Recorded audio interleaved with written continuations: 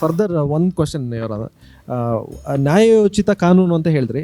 So ನೀವು ಯಾವಾಗಲೂ ಹೇಳ್ತೀರಾ what cannot be done directly cannot be done indirectly ಅಂತ. It is also called as colourable legislation ಅಂತ. ಇದನ್ನು ನೀವು ಆರ್ಟಿಕಲ್ 370 ಅಬ್ರೋಗೇಷನ್ಗೆ ಕನೆಕ್ಟ್ ಮಾಡ್ಬೋದಾ?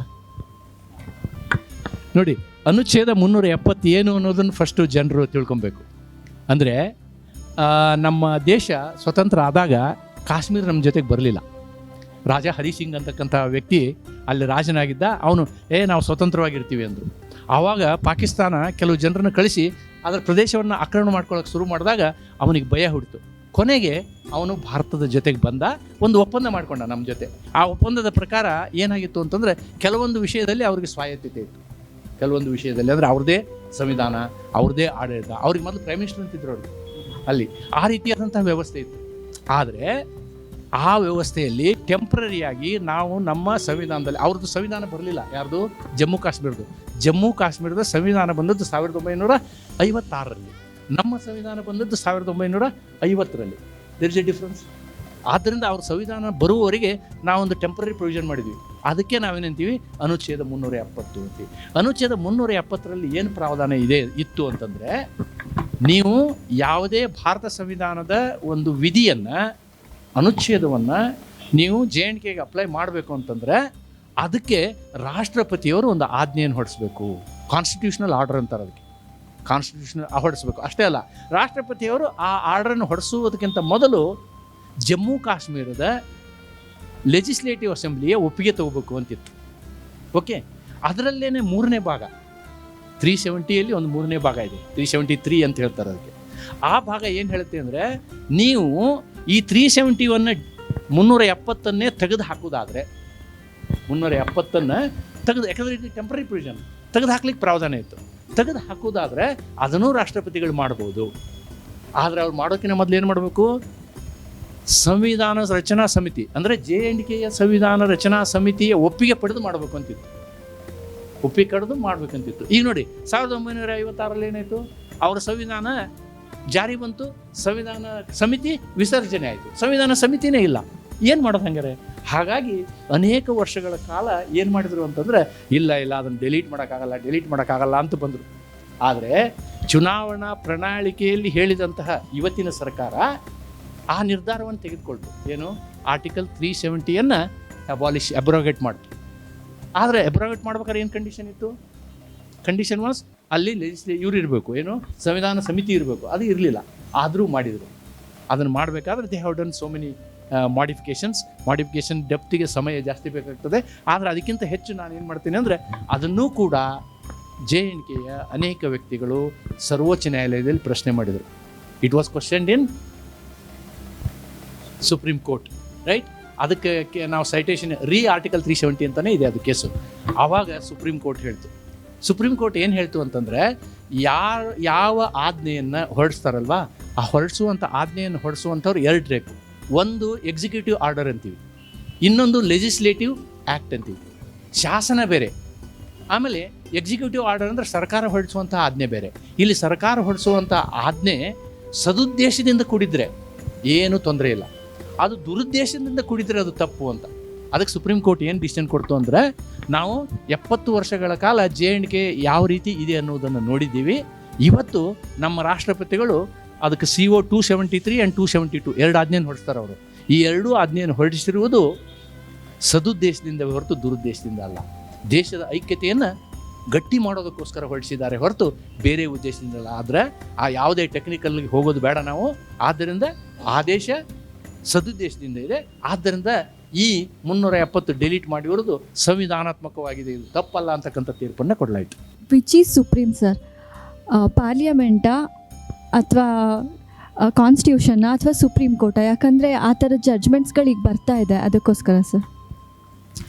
ಇದು ಒಂದು ಭಾಳ ಮಹತ್ವದ ಪ್ರಶ್ನೆ. ನೆನ್ಪಿಟ್ಕೊಳ್ಳಿ, ಅಥವಾ ನೀವು ನೋಡಿರ್ಬೋದು, ಜಗದೀಪ್ ಧನ್ಕರ್ ಅವರು ನಮ್ಮ ರಾಷ್ಟ್ರದ ಉಪರಾಷ್ಟ್ರಪತಿ ಆಗಿದ್ದಾಗ ಬಹಳಷ್ಟು ಸಂದರ್ಭದಲ್ಲಿ ಅವರು ಸಾರ್ವಜನಿಕವಾಗಿ ಹೇಳಿದರು ಪಾರ್ಲಿಮೆಂಟ್ ಈಸ್ ಸುಪ್ರೀಂ ಅಂತ. ಒಂದನ್ನು ನಾವು ನೆನ್ಪಿಟ್ಕೊಳ್ಬೇಕು ಸರ್, ಈ ಬ್ರಿಟಿಷ್ ಸರ್ಕಾರ ವ್ಯವಸ್ಥೆ ಇದೆಯಲ್ಲ, ಅಲ್ಲಿ ಸಂಸತ್ತು supreme. The parliament can make A donkey A horse, horse A donkey. ಆದರೆ ಯಾವ ಪ್ರಜಾಪ್ರಭುತ್ವ ವ್ಯವಸ್ಥೆಯಲ್ಲಿ ಫೆಡರಲ್ ವ್ಯವಸ್ಥೆ ಇರುತ್ತೆ. ಫೆಡರಲ್ ವ್ಯವಸ್ಥೆ ಅಂದರೆ ರಾಜ್ಯ ಸರ್ಕಾರ, ಕೇಂದ್ರ ಸರ್ಕಾರ. ಅಮೇರಿಕದಲ್ಲಿಯೂ ಆ ರೀತಿಯಾದಂಥ ವ್ಯವಸ್ಥೆ ಇದೆ, ಭಾರತದಲ್ಲಿಯೂ ಆ ರೀತಿಯಾದಂಥ ಇಂತಹ ವ್ಯವಸ್ಥೆಯಲ್ಲಿ ಪ್ರಪ್ರಥಮವಾಗಿ ಮೂಲ ವಿಷಯ ಏನು ಅಂತಂದರೆ ಲಿಖಿತವಾದ ಸಂವಿಧಾನ ಇರಬೇಕು. This is point number 1. Point number 2, ಈ ರೀತಿಯ ವ್ಯವಸ್ಥೆಯಲ್ಲಿ ಯಾವುದೇ ಕಾರಣಕ್ಕೂ ನಾವು ವಾಟ್ ವಾಸ್ ಯುವರ್ ಕ್ವಶನ್? ಯಾವುದೇ ಕಾರಣಕ್ಕೂ ನಾವು ಸಂವಿಧಾನ ಇದೆಯಲ್ವಾ ಅದು ಶ್ರೇಷ್ಠವಾಗಿರ್ತದೆ ಹೊರತು ಬೇರೆ ಯಾರೂ ಶ್ರೇಷ್ಠ ಅಲ್ಲ. Who is superior? ಸಂವಿಧಾನವೇ ಸುಪೀರಿಯರ್. ಅದನ್ನ ಇಂಡೈರೆಕ್ಟಾಗಿ ನಾನು 368 ಹೇಳಿದ್ದೀನಿ, ಬೇರೆ ವಿಷಯದಲ್ಲಿ ಹೇಳಿದ್ದೀನಿ. ಆದರೆ ಇಲ್ಲಿ ಜನಸಾಮಾನ್ಯರಿಗೆ ಏನು ಅನಿಸುತ್ತೆ ಅಂತಂದರೆ ಸಂವಿಧಾನನ ಯಾರೂ ನೋಡೋದಿಲ್ಲ. ಏನು ನೋಡ್ತಾರೆ? ಸುಪ್ರೀಂ ಕೋರ್ಟ್ ಒಂದು ಜಡ್ಜ್ಮೆಂಟ್ ಕೊಡುತ್ತೆ, ಸುಪ್ರೀಂ ಕೋರ್ಟ್ ಹಿಂಗೆ ಮಾಡೋದಾ, ಹಾಗೆ ನಾವು ಎಲೆಕ್ಟೆಡ್ ರಿಪ್ರೆಸೆಂಟೇಟಿವೇ ಹೇಳಿದ್ರೆ ಅದನ್ನು ವಿರುದ್ಧ ಮಾಡೋದಾ ಅಂತ ಒಂದು, ಅಥವಾ ಎಲೆಕ್ಟೆಡ್ ರಿಪ್ರೆಸೆಂಟೇಟಿವ್ ಸುಪ್ರೀಂ ಕೋರ್ಟ್ನ ಆಜ್ಞೆಯನ್ನು ನಲಿಫೈ ಮಾಡೋಕೆ ಒಂದು ಕಾನೂನನ್ನು ತರುತ್ತೆ. ಈ ರೀತಿಯಾದಂತಹ ಜುಗಲ್ಬಂದಿ ಯಾವಾಗಲೂ ನಡೀತಾ ಇರುತ್ತೆ. ಇದನ್ನು ನಾವು ವಿಶ್ಲೇಷಣೆ ಮಾಡೋದು ಹೇಗೆ ಅಂತಂದರೆ, ಒಂದು ಪ್ರಜಾಪ್ರಭುತ್ವ ವ್ಯವಸ್ಥೆಯಲ್ಲಿ 3 ಅಂಗಗಳಿರ್ತವೆ. ಅದರಲ್ಲಿ ಒಂದು ಕಾರ್ಯಾಂಗ, ನ್ಯಾಯಾಂಗ ಮತ್ತು ಶಾಸಕಾಂಗ ಅಂತೇಳಿ. ಈ 3 ಅಂಗಗಳ ಮೇಲೆ ಇರ್ತಕ್ಕಂಥದ್ದು ಸಂವಿಧಾನ. 3 ಅಂಗಗಳು ಸಂವಿಧಾನದ ಅಡಿಯಲ್ಲಿ ಕೆಲಸ ಮಾಡ್ತವೆ. ಆದರೆ ಈ ಸಂವಿಧಾನ ಇದೆಯಲ್ವಾ, ಈ ಸಂವಿಧಾನ ಇಟ್ ಈಸ್ ಒನ್ ಬುಕ್. ಈಗ ನಾವೇನು ತಪ್ಪು ಮಾಡಿದರೆ ಈ ಸಂವಿಧಾನ ತಂತಾನಕ್ಕೆ ಏನು ಹೇಳೋಕ್ಕಾಗ, ಪ್ರತಿರೋಧ ಮಾಡೋಕ್ಕಾಗತ್ತಾ? ಆಗೋದಿಲ್ಲ. ಅದಕ್ಕೆ ಈ ಸಂವಿಧಾನವನ್ನು ಕಾಯುವುದಕ್ಕೆ ಇರುವಂಥದ್ದು ಸುಪ್ರೀಂ ಕೋರ್ಟ್, ನಮ್ಮ ನ್ಯಾಯಾಲಯ. ಅದಕ್ಕೆ ಹೇಳ್ತಾರೆ supreme court is the sentinel of constitution ಅಂತಾರೆ. Supreme court is the sentinel of constitution. ಅಂದರೆ ಸಂವಿಧಾನದ ರಕ್ಷಕ ಯಾರು? ಜುಡಿಷಿಯರಿ. ಆದ್ದರಿಂದ ಎಲ್ಲೆಲ್ಲಿ ಸಂವಿಧಾನದ ಮೇಲೆ ಅತಿಕ್ರಮಣ ಆಗುತ್ತೋ, ಅತಿಕ್ರಮಣ ಯಾರಿಂದಾನೇ ಆಗಲಿ, ಅತಿಕ್ರಮಣ ಆದಾಗ ಸರ್ವೋಚ್ಚ ನ್ಯಾಯಾಲಯ ಮಧ್ಯಸ್ಥಿಕೆ ವಹಿಸಿ ಅದನ್ನು ತಪ್ಪು ಅಂತ ಹೇಳುತ್ತೆ. ಇದಕ್ಕೆ ಇನ್ನೊಂದು ಉದಾಹರಣೆಯನ್ನು ನಾವು ಹೇಳೋದಾದರೆ, ಈ ಅರುಣ್ ಜೇಟ್ಲಿ ಅವರು ಲಾ ಮಿನಿಸ್ಟರ್ ಇದ್ದಾಗ ಈ ನ್ಯಾಯಾಧೀಶರನ್ನು ಅಪಾಯಿಂಟ್ಮೆಂಟ್ ಮಾಡುವಂತಹ ಒಂದು ಪ್ರಕ್ರಿಯೆಯನ್ನು ಮಾಡಿತು. ಅದಕ್ಕೆ ಎನ್ಜಾಕ್ ಅಂತಾರೆ, ನ್ಯಾಷನಲ್ ಜುಡಿಷಿಯಲ್ ಅಪಾಯಿಂಟ್ಮೆಂಟ್ ಕಮಿಟಿ ಅಂತ ಹೇಳ್ತಾರೆ. ಅದನ್ನು ಒಂದು ಕಾನೂನು ಸಂವಿಧಾನ ತಿದ್ದುಪಡಿ ಮಾಡಿದರು. ಈ ಸಂವಿಧಾನ ತಿದ್ದುಪಡಿಯೇ ಅಸಂವಿಧಾನಿಕ ಅಂಥೇಳಿ ಸರ್ವೋಚ್ಚ ನ್ಯಾಯಾಲಯ ತೀರ್ಪನ್ನು ಕೊಡುತ್ತೆ. ಯಾಕೆ ಅಂತಂದರೆ ಆ ಎನ್ಜಾಕ್ ಮಾಡಿದಂತಹ ಕಮಿಟಿನಲ್ಲಿ ಮೆಜಾರಿಟಿ ಪೊಲಿಟಿಷಿಯನ್ಸ್ ಇದ್ದರು. ಆವಾಗ ಜಡ್ಜ್ಗಳ ಅಪಾಯಿಂಟ್ಮೆಂಟ್ ಹೇಗಾಗ್ಬೋದು ನೋಡಿ. ಆದ್ದರಿಂದ independence of judiciary is another tenet of constitution ಅಂತ ಹೇಳ್ತೀವಿ ನಾವು. ಸಂವಿಧಾನ ಸರಿಯಾದ ರೀತಿಯಲ್ಲಿ ಪ್ರಜಾಪ್ರಭುತ್ವ ನಡಿಬೇಕು, ಸಂವಿಧಾನಾತ್ಮಕವಾಗಿ ನಡಿಬೇಕು ಅಂತಂದರೆ ನ್ಯಾಯಾಂಗ ಸ್ವಾಯತ್ತತೆಯನ್ನು ಹೊಂದಿರಬೇಕು. ಅಂದರೆ ಮಾತ್ರ ಅದು ಸಾಧ್ಯ. ನ್ಯಾಯಾಂಗ ಕಾರ್ಯಾಂಗದ ಅಡಿಯಲ್ಲಿ ಬಂದರೆ ಏನಾಗುತ್ತೆ, ನಾವು ಬೇರೆ ಕೆಲವು ಸಂವಿಧಾನಿಕ ಸಂಸ್ಥೆಗಳನ್ನು ನೋಡ್ತೀವಿ. ನೀವು ಚುನಾವಣಾ ಆಯೋಗವನ್ನು ತೆಗೆದುಕೊಳ್ಳಿ, ಅಥವಾ ಕಂಟ್ರೋಲರ್ ಆಡಿಟರ್ ಜನರಲ್ ತಗೊಳ್ಳಿ, CBI ತಗೊಳ್ಳಿ, ED ತಗೊಳ್ಳಿ, ಇವು ಎಲ್ಲವೂ ಕೂಡ ಸರ್ಕಾರದ ಕೂಸುಗಳು. ಆದರೆ ನ್ಯಾಯಾಂಗ ಸರ್ಕಾರದ ಕೂಸಲ್ಲ, ಅದು ಸಂವಿಧಾನದಿಂದ ಬಂದಂಥದ್ದು. ಆದ್ದರಿಂದ ಅದಕ್ಕೆ ಅದರದೇ ಆದಂತಹ ಶಕ್ತಿ ಇದೆ. ಉದಾಹರಣೆಗೆ ನೀವು ಎಲೆಕ್ಷನ್ ಬಾಂಡ್ ಕೇಸ್ ತೊಗೋಬೋದು, ಅಥವಾ article 370, it was a good thing. Same Chandrachud accepted it. And what about election bond? ಅದರಲ್ಲಿ ಕಾನ್ಫಿಡೆನ್ಷಿಯಾಲಿಟಿ ಮೇಂಟೈನ್ ಮಾಡಿದರು, ಅಂದರೆ ಪಬ್ಲಿಕ್ ಅಕೌಂಟಬಿಲಿಟಿ ಇರಲಿಲ್ಲ. That is declared as invalid. ಆದ್ದರಿಂದ ನಮ್ಮ ಸಂವಿಧಾನವೇ ಶ್ರೇಷ್ಠ ಅಂತ ಹೇಳ್ಬೋದು. ನ್ಯಾಯಾಂಗವೂ ಶ್ರೇಷ್ಠ ಅಲ್ಲ, ಕಾರ್ಯಾಂಗವೂ ಶ್ರೇಷ್ಠ ಅಲ್ಲ. ನಾವು ಏನು ಫಾಲೋ ಮಾಡ್ತೀವಿ ಅಂದರೆ that principle is called checks and balance principle ಅಂತಾರೆ. ಚೆಕ್ಸ್ ಆ್ಯಂಡ್ ಬ್ಯಾಲೆನ್ಸ್ ಪ್ರಿನ್ಸಿಪಲ್ ಅಂದರೆ ಒಂದು ಅಂಗ ತಪ್ಪು ಮಾಡಿದರೆ ಇನ್ನೊಂದು ಅಂಗ ಏನು ಮಾಡ್ಬೇಕು, ಅದನ್ನು ಸರಿಪಡಿಸಬೇಕು. ಉದಾಹರಣೆಗೆ ಈಗ ಡೆಲ್ಲಿನಲ್ಲಿ ನೋಟುಗಳ ಕಂತೆನೇ ಸಿಕ್ಬಿಡ್ತು ಜಡ್ಜ್ ಮನೆಯಲ್ಲಿ, ವರ್ಮಾ ಅವ್ರ ಮನೆಯಲ್ಲಿ. ಇವತ್ತು ಅವರನ್ನು ಇಂಪೀಚ್ ಮಾಡಿ ತೆಗೆಯುವಂತಹ ಅಧಿಕಾರ ಸಂಸತ್ತಿಗಿದೆ. ಅಂದರೆ ನ್ಯಾಯಾಂಗನೂ ಶ್ರೇಷ್ಠ ಅಂತಲ್ಲ, ನ್ಯಾಯಾಂಗ ತಪ್ಪು ಮಾಡಿದರೆ ಅದಕ್ಕೂ ಕೂಡ ಅವರನ್ನು ತೆಗೆದುಹಾಕುವಂಥ ಹಕ್ಕು ಸಂಸತ್ತಿಗಿದೆ. ಉದಾಹರಣೆಗೆ ರಾಷ್ಟ್ರಪತಿ ತಪ್ಪು ಮಾಡಿದರೆ ರಾಷ್ಟ್ರಪತಿಯನ್ನು ಇಂಪೀಚ್ ಮಾಡುವಂಥ ಅಧಿಕಾರ ಸಂಸತ್ತಿಗಿದೆ. So all these things are called concept of checks and balance. ಅಂದರೆ ಒಬ್ಬರು ಇನ್ನೊಬ್ಬರನ್ನು ನಿಯಂತ್ರಿಸುವಂತಹ ಒಂದು ತತ್ವ. ಈ ತತ್ವದ ಆಧಾರದಲ್ಲಿ ನಡೀತಾ ಇದೆ. ಅಂತಹ ಬ್ಯೂಟಿಫುಲ್ ಕಾನ್ಸ್ಟಿಟ್ಯೂಷನ್ ಸಂವಿಧಾನವನ್ನು ಕೊಟ್ಟಂಥ ಅಂಬೇಡ್ಕರ್ ಅವರಿಗೆ ನಾವು ಅಭಿನಂದಿಸಬೇಕು. ಅದಕ್ಕಿಂತ ಮುಖ್ಯವಾಗಿ ಅವ್ರನ್ನ ಅಭಿನಂದಿಸುವುದರ ಜೊತೆಗೆ ಒಂದನ್ನು ನೆನ್ಪಿಟ್ಕೋಬೇಕು, ನಾವೆಲ್ಲ ಕರ್ನಾಟಕದವರು ನಾವು ಹೆಮ್ಮೆ ಪಡಬೇಕು. ಏನಕ್ಕೆ ಅಂತಂದರೆ ಈ ಡ್ರಾಫ್ಟಿಂಗ್ ಕಮಿಟಿಯ ಚೇರ್ಮನ್ ಯಾರಾಗಿದ್ದರು? ಡಾಕ್ಟರ್ ಅಂಬೇಡ್ಕರ್ ಆಗಿದ್ದರು. ಆದರೆ ಅದಕ್ಕೊಬ್ಬರು IAS ಆಫೀಸರ್ ನೇಮಕ ಮಾಡ್ತಾರೆ. ಅವ್ರಿಗೆ ಏನು ಅಡ್ವೈಸರು, ಸೆಕ್ರೆಟ್ರಿನೋ ಅಂತಾರೆ. ಆ ಕೆಲಸವನ್ನು ಮಾಡಿದಂತಹ ವ್ಯಕ್ತಿ BN ರಾವ್ ಅಂಥೇಳಿ.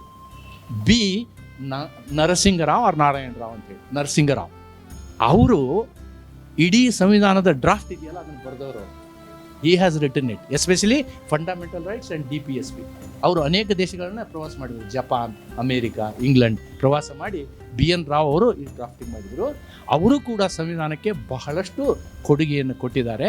ಆದರೆ ಅಂಬೇಡ್ಕರ್ ಅವರ ಜೊತೆಗೆ ಅಂಬೇಡ್ಕರ್ ಅವರ ಅತಿ ಪ್ರೀತಿಯ ವ್ಯಕ್ತಿ BN ರಾವ್, ಅತಿ ಪ್ರೀತಿಯ ವ್ಯಕ್ತಿ BN ರಾವ್.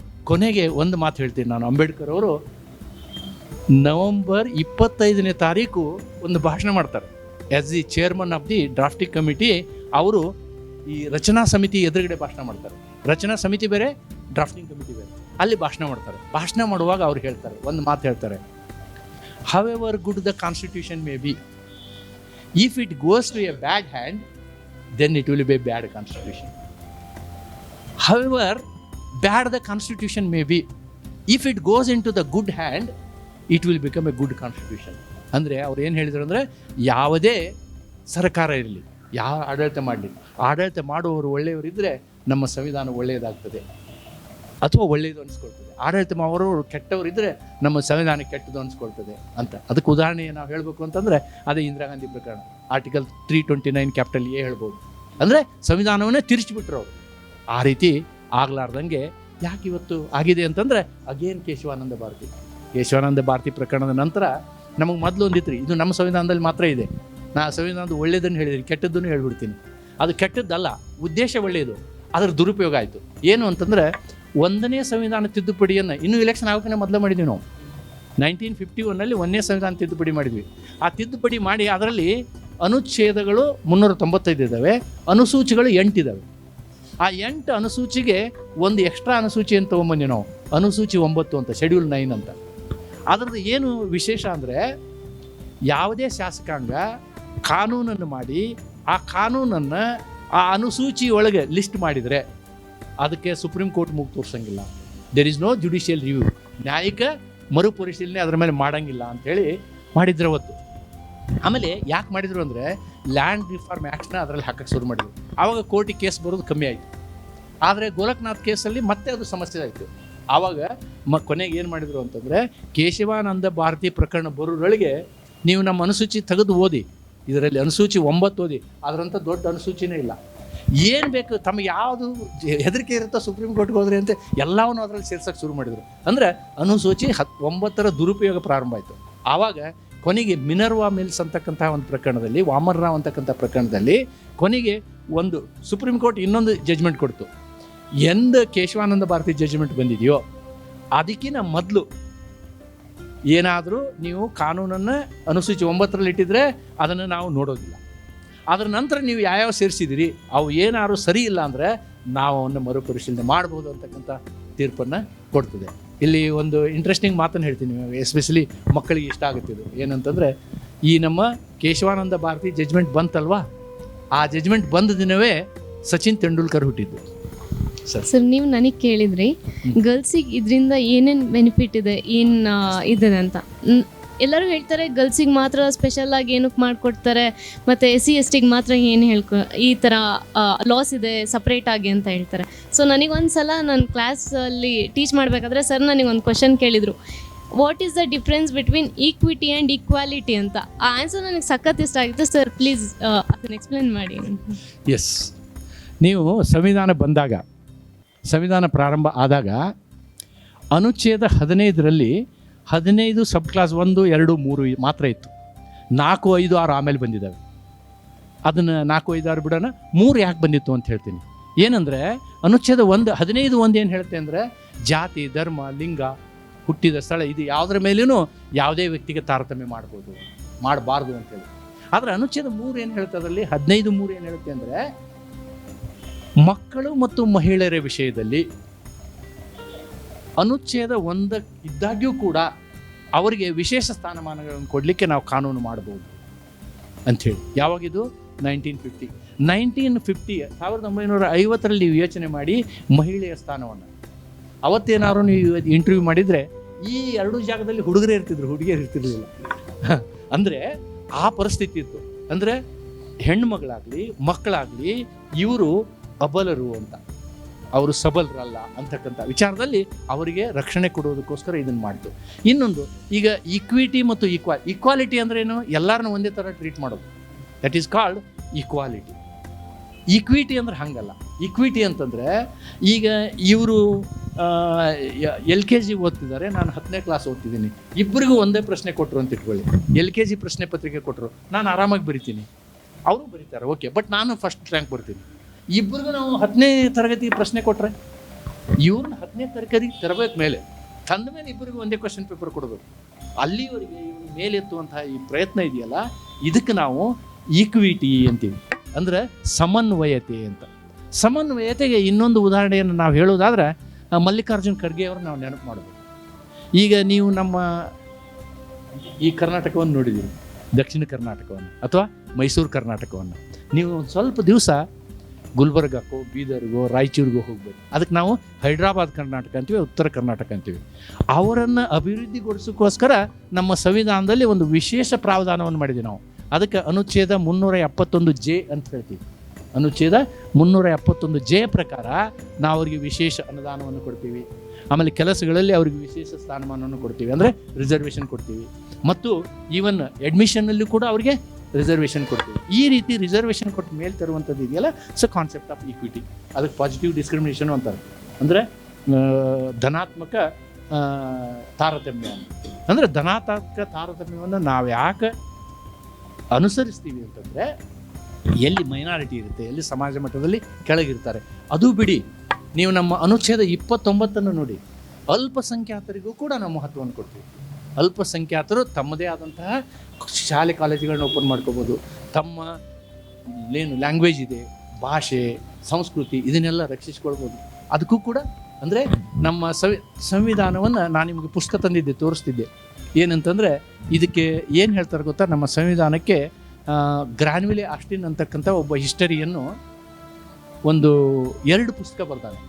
ಒಂದು the constitution of India the corner stone ಅಂತ, Indian constitution the corner stone. ಇನ್ನೊಂದು ವರ್ಕಿಂಗ್ ಆಫ್ ದ ಕಾನ್ಸ್ಟಿಟ್ಯೂಷನ್ ಅಂತ.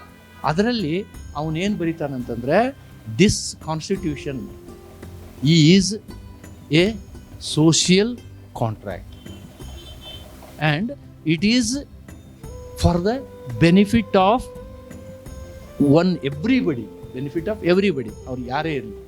ಆದ್ದರಿಂದ ನಾವು ಏನು ಹೇಳ್ಬೋದು, ಈ ಸಂವಿಧಾನ ಯಾವ ರೀತಿ ನಮಗೆ ಅನುಕೂಲ ಮಾಡಿಕೊಟ್ಟಿದೆ ಅನ್ನೋದನ್ನು ನೀವು ಹೇಳೋದಾದರೆ, ನೀವುಗಳೆಲ್ಲ ಈಗ ನಿಮ್ಮ ಡೇಟ್ ಆಫ್ ಬರ್ತ್ ಒಂದು ಹೇಳ್ಬೋದಾ? 1986. ನಾನು ಹುಟ್ಟಿರೋದು 1958. 1958ನಲ್ಲಿ ಕಂಡ ಭಾರತ ನಾನು ಇವತ್ತು ಕಾಣ್ತಾ ಇದ್ದೀನಲ್ಲ, ಅದಕ್ಕೂ ಇದಕ್ಕೂ ಅಜಗಜಾಂತರವಿದೆ. ಅವತ್ತು ಬಡತನ ಇತ್ತು, ಹಸಿವಿನಿಂದ ಜನ ಸಾಯ್ತಾ ಇದ್ದರು, ಎಲ್ಲೂ ಮನೆಯಲ್ಲಿ ಟಾಯ್ಲೆಟ್ಗಳಿರಲಿಲ್ಲ. ಆಮೇಲೆ ರಸ್ತೆಯ ನೀರು, ನಮ್ಮ ಟಾಯ್ಲೆಟ್ನ ನೀರು, ಬಚ್ಚಲು ಮನೆಯ ನೀರು ರಸ್ತೆಯ ಮಧ್ಯದಲ್ಲಿ ಹರಿತಿತ್ತು. ಆಮೇಲೆ ಎಲೆಕ್ಟ್ರಿಸಿಟಿ ಇರಲಿಲ್ಲ. ಇಡೀ ಪಂಚಾಯತಿಯವರು ಯಾವುದೋ ಒಂದು ಕಾರ್ನರಿಗೆ ಬಂದು ಒಂದು ಲ್ಯಾಂಟಿನ್ನಲ್ಲಿ ಕೆರೋಸಿನ್ ಹಾಕಿ ದೀಪ ಹಚ್ಚೋಗೋರು. ನಾವು ಕೆರೋಸಿನ್ ಬುಡ್ಡಿಯಲ್ಲಿ ಓದ್ತಾ ಇದ್ವಿ. ಅಂದರೆ ಅದನ್ನೆಲ್ಲ ನಾವು ನೆನೆಸ್ಕೊಂಡ್ರೆ ಇವತ್ತು ಆ ರೀತಿ ಇಲ್ಲ. ಇವತ್ತು ಪ್ರತಿಯೊಬ್ಬನಿಗೂ ಅವನು ಶ್ರಮ ಪಡ್ತಾನೆ ಅಂತಂದರೆ, ಅಂದರೆ ನಮ್ಮ ಆರ್ಟಿಕಲ್ 14 ಏನು ಹೇಳುತ್ತೆ ಅಂದರೆ, ಈಕ್ವಲ್ ಅಪಾರ್ಚುನಿಟಿ, ಸಮಾನ ಅವಕಾಶ ಇದೆ ನಿಮಗೆ. ಅವಕಾಶಕ್ಕೆ ನೀವೇನು ಮಾಡಬೇಕು? ಕಾಂಪೀಟ್ ಮಾಡಬೇಕು. ನೀವು ಲೇಜಿಯಾಗಿರ್ತೀನಿ ಅಂದರೆ ಯಾರು ಏನು ಮಾಡೋಕ್ಕಾಗಲ್ಲ. ಅಂತಹ ವ್ಯವಸ್ಥೆಯನ್ನು ನಮ್ಮ ಸಂವಿಧಾನ ತಂದಿದೆ. ಜನನು ಹಾಗೆ ರೆಸಿಪ್ರೊಕೇಟ್ ಆಗಿದ್ದಾರೆ. ನಮ್ಮ ದೇಶ ಅಭಿವೃದ್ಧಿ ಹೊಂದಿದೆ ಅಂತಕ್ಕಂಥ ಮಾತನ್ನು ಹೇಳ್ಬೋದು. ಮಹಿಳೆಯರ ಬಗ್ಗೆ ಇವತ್ತು ಹೇಳೋದಾದರೆ, ಮಹಿಳೆಯರಿಗೆ ನೋಡಿ, ಪಂಚಾಯತ್ ರಾಜ್ ವ್ಯವಸ್ಥೆಯಲ್ಲಿ 50% ರಿಸರ್ವೇಷನ್ ಮಾಡಿದ್ವಿ. ಆಮೇಲೆ ನೆಕ್ಸ್ಟ್ ಸೆನ್ಸಸ್ ಬಂದಾಗ ನಾವು ಪಾರ್ಲಿಮೆಂಟಲ್ಲಿಯೂ ಕೂಡ 30% ರಿಸರ್ವೇಷನ್ನ ಮಹಿಳೆಯರಿಗೆ ಕೊಡ್ತೀವಿ. ಎಲ್ಲ ರಂಗದಲ್ಲಿಯೂ ಮಹಿಳೆಯರು ತಮ್ಮ ಸ್ಥಾನಮಾನವನ್ನು ಹೊಂದಿದ್ದಾರೆ. ಅಷ್ಟೇ ಅಲ್ಲ, ಸುಪ್ರೀಂ ಕೋರ್ಟ್ ಒಂದು ಜಡ್ಜ್ಮೆಂಟ್ ಕೊಡ್ತು. ಏನಂತಂದರೆ, ಈಗ ಪರ್ಮನೆಂಟ್ ಪೋಸ್ಟ್ ಕೊಡ್ತಿರಲಿಲ್ಲ ಮಿಲಿಟ್ರಿನಲ್ಲಿ, ಆಫೀಸರ್ ಪೋಸ್ಟ್. ನಾವು supreme court side no nothing doing.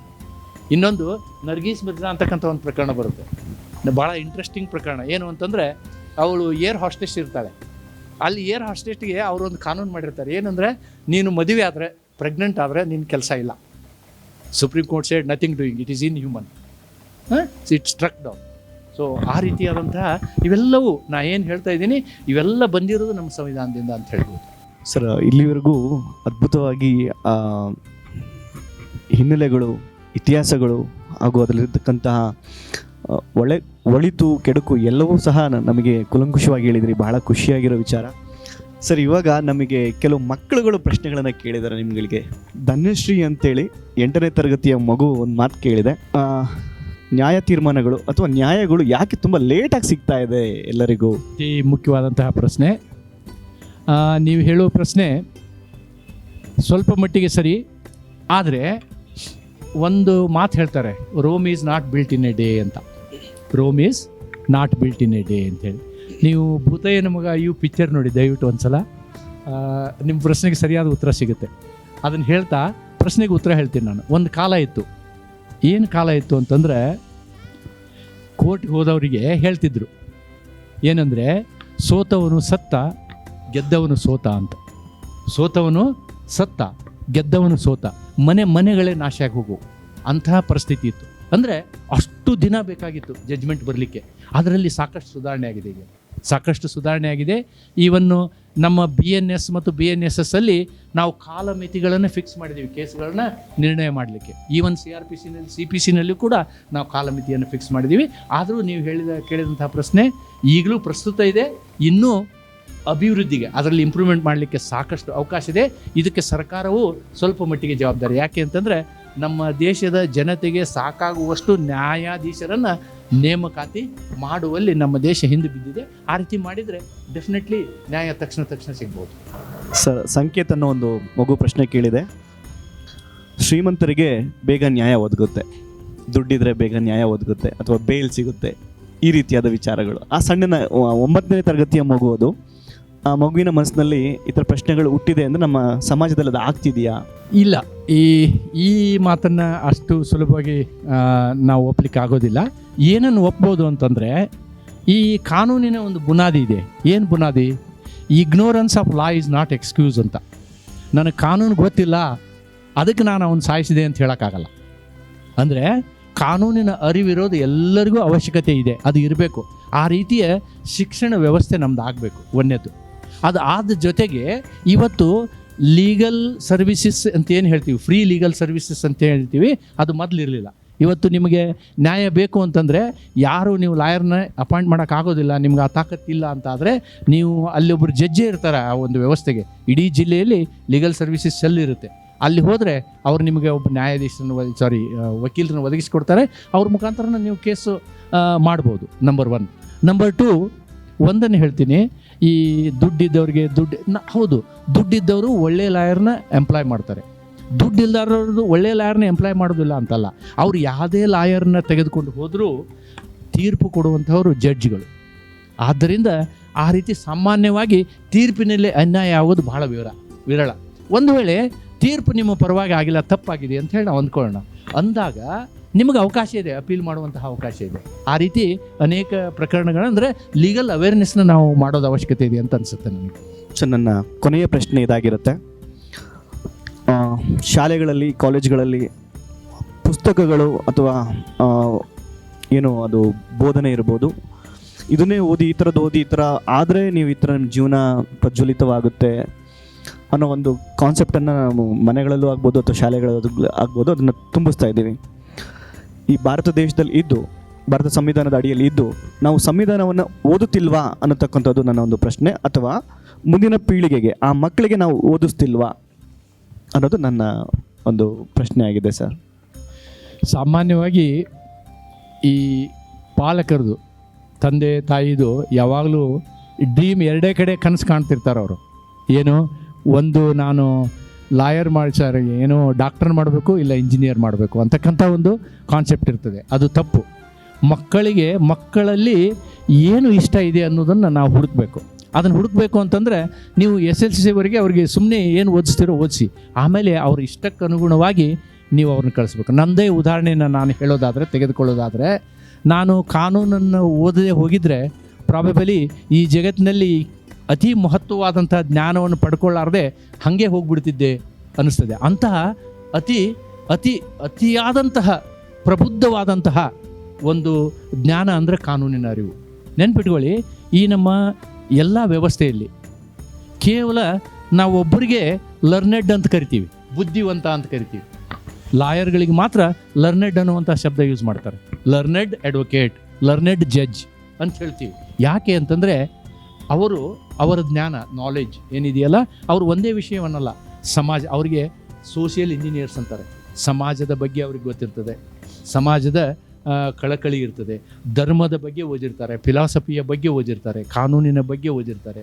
ಹಾಗಾಗಿ ನಾವು ಈ ಕಾನೂನನ್ನು ಕೂಡ ಒಂದು ಒಳ್ಳೆಯ ವೃತ್ತಿಯಾಗಿ ತೆಗೆದುಕೊಳ್ಳೋದ್ರಲ್ಲಿ ತಪ್ಪೇನಿಲ್ಲ. ಯಾಕಂದರೆ ಸಮಾಜದಲ್ಲಿ ನೀವು ವ್ಯಕ್ತಿ ಇದ್ದೀರಿ, ನಾನೊಬ್ಬ ವ್ಯಕ್ತಿ ಇದ್ದೀನಿ ಅಂತ ಇಟ್ಕೊಳ್ಳಿ. ನೀವು ಅಕಸ್ಮಾತ್ ನೀವು ಕಾನೂನನ್ನು ಓದಿದ ವ್ಯಕ್ತಿ ಆಗಿದ್ರಿ ಅಂತಂದರೆ ನಿಮ್ಮ ವ್ಯಕ್ತಿತ್ವದಲ್ಲಿ ಸ್ವಲ್ಪ ಹೆಚ್ಚಿನ ಬದಲಾವಣೆ ಅಷ್ಟೇ ಅಲ್ಲ, ವೇಟ್ ಕಾಣುತ್ತೆ ಅಂತ ಹೇಳ್ಬೋದು. ಅಂದರೆ ನೀವು ಅಷ್ಟು ಸಮಾಜಕ್ಕೆ, ಅಥವಾ ಸಮಾಜ ನಿಮ್ಮನ್ನು ನೋಡೋ ದೃಷ್ಟಿಕೋನವೇ ಬೇರೆ ಆಗ್ತದೆ.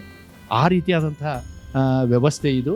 ಆದ್ದರಿಂದ ಕೇವಲ ಇಂಜಿನಿಯರ್, ಡಾಕ್ಟರ್ ಮಾಡೋದಲ್ಲ, ಮಕ್ಕಳನ್ನ ನೀವು ನೆನ್ಪಿಟ್ಕೊಳ್ಳಿ. ಮಕ್ಕಳ ಒಂದು ಅಭಿರುಚಿ ಏನಿದೆ ಆ ಕಡೆಗೆ ನೀವು ಅವ್ರನ್ನ ಗಮನ ಹರಿಸಿದ್ರೆ ಡೆಫಿನೆಟ್ಲಿ ಅವರು ಅಭಿವೃದ್ಧಿ ಹೊಂದ್ತಾರೆ ಅಂಥೇಳಿ ಹೇಳ್ತಾ, ಯಾಕೆ ನೀವು ಲಾ ಓದಬೇಕು ಅನ್ನೋದಕ್ಕೆ ಒಂದು ಜ್ವಲಂತ ಚಿಕ್ಕಮಗಳೂರು ಜಿಲ್ಲೆಯ ನಿದರ್ಶನವನ್ನು ನಿಮಗೆ ಹೇಳ್ತೀನಿ. ನಾನು ನನ್ನ ಈ ಕಾನ್ವೊಕೇಶನ್ ಫಂಕ್ಷನ್ಗೆ ಹೋದಾಗ ಕಡೂರಿನಲ್ಲಿ ಒಬ್ಬ ಪ್ರಸಿದ್ಧ ವಕೀಲರಿದ್ದರು, ವಾಡಿಲಾಲ್ ಅಂಥೇಳಿ. ಕೇಳಿರ್ಬೋದು ನೀವು ವಾಡಿಲಾಲ್ ಅಂತ ಹೆಸರು. ಆದರೆ ನಮ್ಮ ಕಡೂರಿನಲ್ಲಿ ಓದಿದಂತಹ ಒಬ್ಬ ವ್ಯಕ್ತಿ, ಅವರು ಡಿಗ್ರಿ ಮುಗಿಸಿದ ನಂತರ ಅವರಿಗೆ ಓದುವ ಶಕ್ತಿ ಇರಲಿಲ್ಲ.